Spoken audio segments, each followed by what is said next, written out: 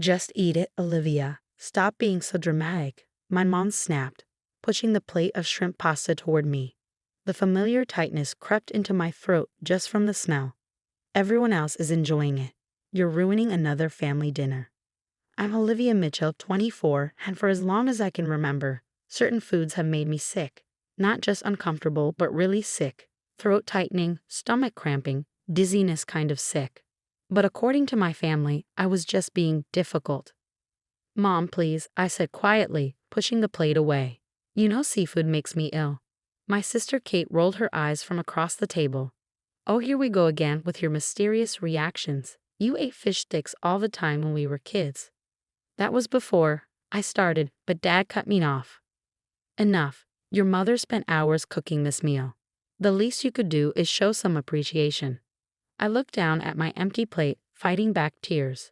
This was every family dinner, me trying to explain, then refusing to listen. The worst part, they were right about one thing. I hadn't always been like this. The reactions started when I was 16, and since then, the list of foods I couldn't tolerate kept growing. Fine, my mom sighed dramatically. I suppose you want your special plain chicken and rice again. Like a child. Before I could respond, Kate jumped in. She's just doing this for attention, Mom. Remember last month when she claimed she was allergic to the birthday cake at my engagement party?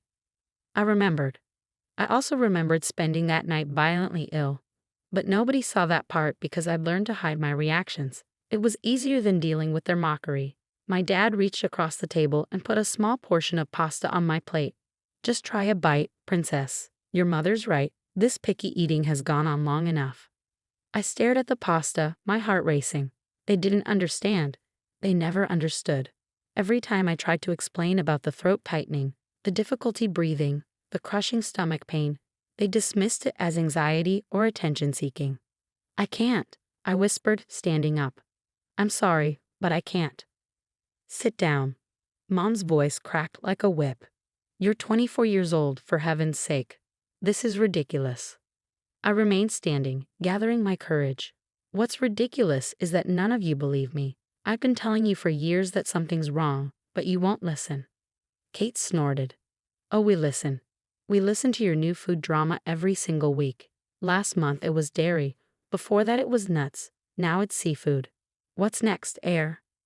Actually, a quiet voice spoke up from the end of the table. My brother Mike, who usually stayed out of these conflicts, cleared his throat. I've noticed she gets really red and blotchy after certain foods. Maybe there's something. Don't encourage her, Mom interrupted. She's perfectly fine. This is just like when she was convinced she had chronic fatigue in college. Remember that drama? I did remember.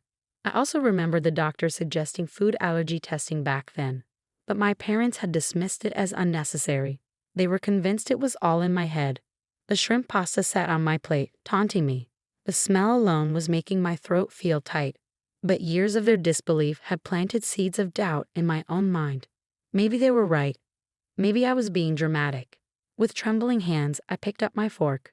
Everyone watched as I took a tiny bite, their expressions a mix of triumph and expectation. The reaction was almost immediate.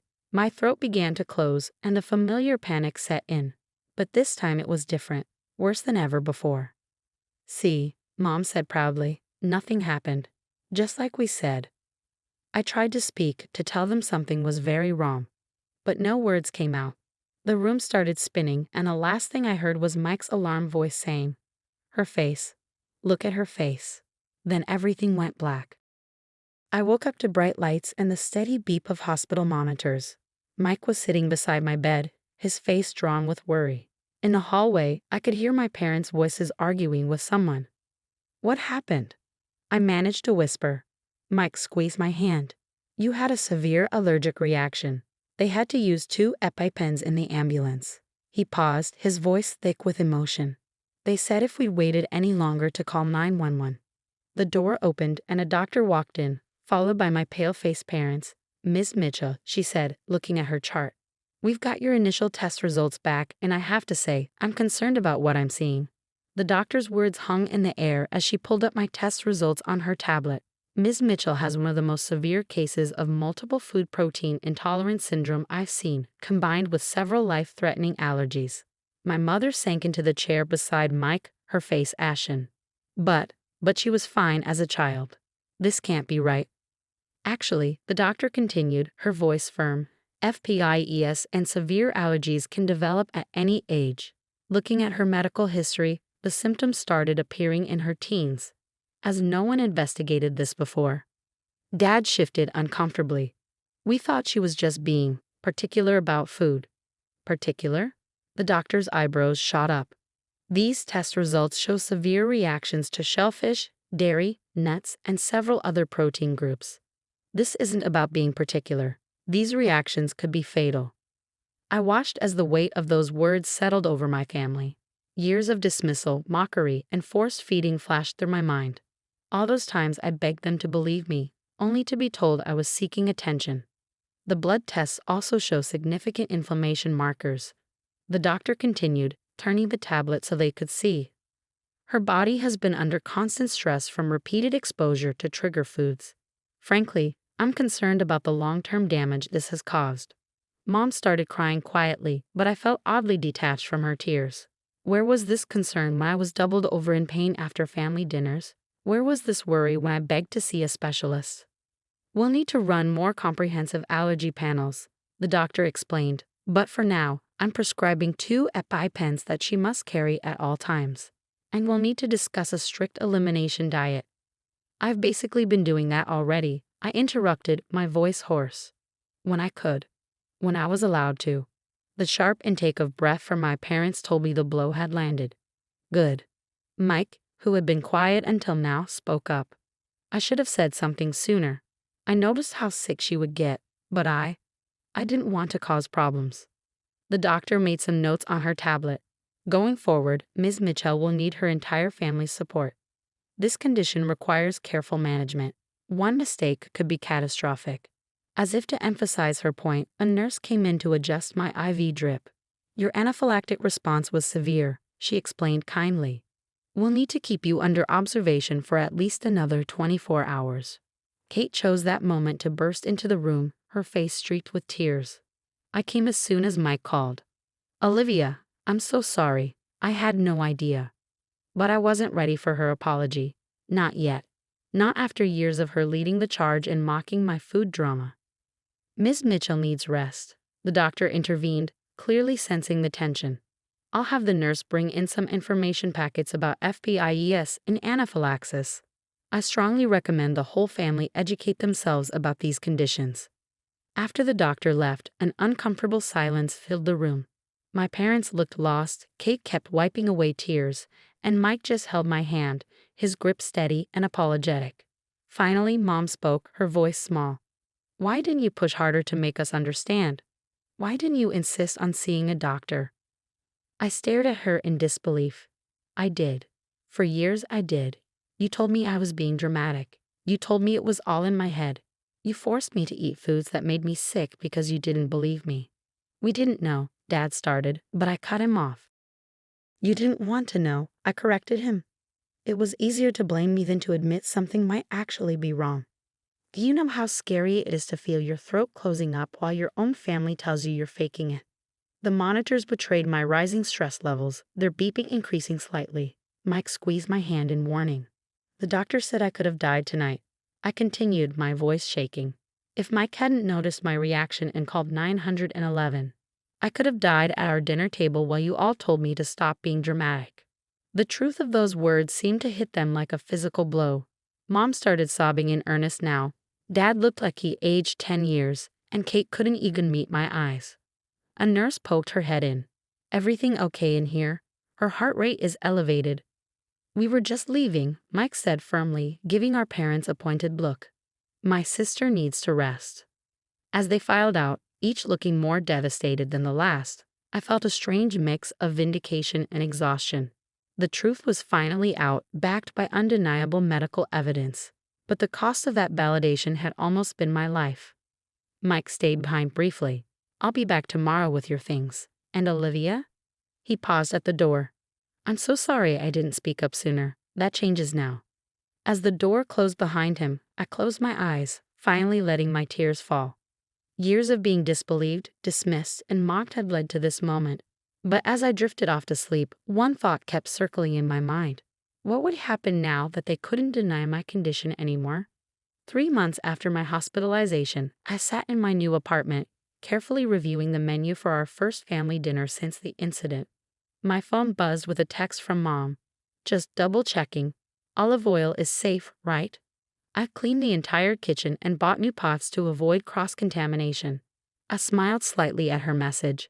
The change in my family had been dramatic, though it took nearly losing me to get here. The days following my hospital stay had been intense. My parents, shaken by how close they'd come to losing their daughter, threw themselves into learning everything they could about my conditions. Dad spent hours researching FPIES and anaphylaxis, while Mom joined online support groups for families dealing with severe food allergies. Kate, perhaps feeling the most guilty about her past behavior, had completely transformed. She postponed her engagement party to help me move into my own place, away from our parents' well-meaning but overwhelming concern. "You need a safe space," she'd said, helping me set up a kitchen where I could control every ingredient. My phone buzzed again. This time it was Mike. "Need me to pick up anything from that special grocery store?" Mike had become my strongest advocate. He'd taken a food safety course and learned how to use an EpiPen, then insisted on teaching the rest of the family. "Never again," he'd said firmly during the training session. "We're never risking Olivia's life again." Tonight would be the test, our first family dinner since the hospital. But this time it would be at my place, with my rules. The doorbell rang early. It was Kate carrying several shopping bags. "I brought the special plates and new utensils," she announced. "And I made those allergy-friendly brownies you sent the recipe for. 3 test batches to make sure they were perfect." I hugged her, remembering how far we'd come from her mocking my food drama. Mom and Dad arrived next, Mom clutching her tablet with all my safe recipes saved. Dad carried a container labeled "Safe for Olivia" in bold letters. "I made the quinoa salad exactly as the allergist approved," he said proudly. Mike arrived last, doing one final check of all the ingredients against my safe list before we sat down to eat. The dinner itself was surreal. Instead of pressuring me to eat dangerous foods, my family now watched anxiously as I took each bite, ready to spring into action at the slightest sign of a reaction. It was almost comical how far the pendulum had swung. "You can relax," I assured them, enjoying my safely prepared meal. "Everything's fine." "We can't help it," Mom said softly. "Every time I think about that night, about all the nights we didn't believe you." She trailed off, tears in her eyes. "I found your old diary," Kate admitted suddenly, "from high school. I was helping pack your room and, Olivia, the way you described those reactions, the pain, the fear, and we just kept dismissing you. How can you even stand to be around us?" I set down my fork, considering her question. The truth was, forgiveness hadn't come easily. The first few weeks after the hospital, I'd been angry, furious even. Years of gaslighting and dismissal had left deep emotional scars. "I can stand to be around you because you finally listened," I said carefully. "Yes, it took something dramatic to make you hear me. But once you did, you actually changed. That matters." Dad cleared his throat. "We visited an allergist ourselves," he announced, "to learn more. She helped us understand what you've been going through all these years. The physical symptoms, but also the trauma of not being believed." "We're in family therapy," Mom added, "learning to be better listeners. To trust when our children tell us something's wrong." Mike raised his glass of allergen-free sparkling cider. "To Olivia," he said, "for surviving not just the allergies, but us." Everyone laughed, but I could see the truth of his words hit home. I raised my own glass. To learning and changing, and to safe food. After dinner, as my family helped clean up, using the special allergen-free cleaning products they'd researched, I watched them with a mixture of love and lingering caution. The hypervigilance could be overwhelming sometimes, but it was far better than the dangerous dismissal of before. "Next month's dinner is at our place," Mom said as they prepared to leave. "I've already planned the menu and bought separate cooking equipment, and we've installed an air purifier, just in case." I hugged her, remembering the mom who used to force shrimp pasta onto my plate. "Thanks, Mom, for everything." As I closed the door behind them, I felt a profound sense of peace. The journey had been difficult, and the validation had come at a terrifying price. But we made it through. My family had transformed from my biggest threat to my strongest support system. On my phone, a new family group chat notification popped up. Next week's cooking class. Understanding food allergies. Who's in? I smiled and typed, "Count me in." Sometimes the hardest lessons come at the highest costs. But watching my family become my fiercest protectors made it all worthwhile. We nearly lost everything to learn this lesson, but in the end, we gained something precious: understanding, respect, and a deeper love built on trust and validation.